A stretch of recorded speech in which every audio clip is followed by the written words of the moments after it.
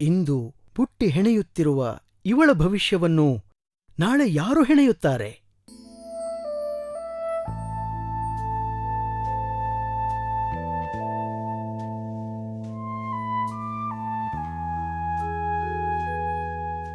ಇಂದು ಮನೆ ಕಟ್ಟುತ್ತಿರುವ ಇವನ ಭವಿಷ್ಯವನ್ನು ನಾಳೆ ಯಾರು ಕಟ್ಟುತ್ತಾರೆ?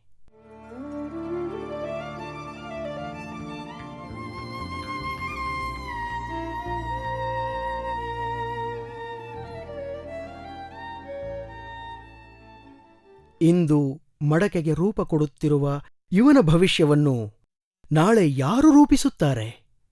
ಬಾಲಕಾರ್ಮಿಕ ಪದ್ಧತಿ ನಿಲ್ಲಿಸಿ, ಮಕ್ಕಳನ್ನು ಶಾಲೆಗೆ ಕಳುಹಿಸಿ.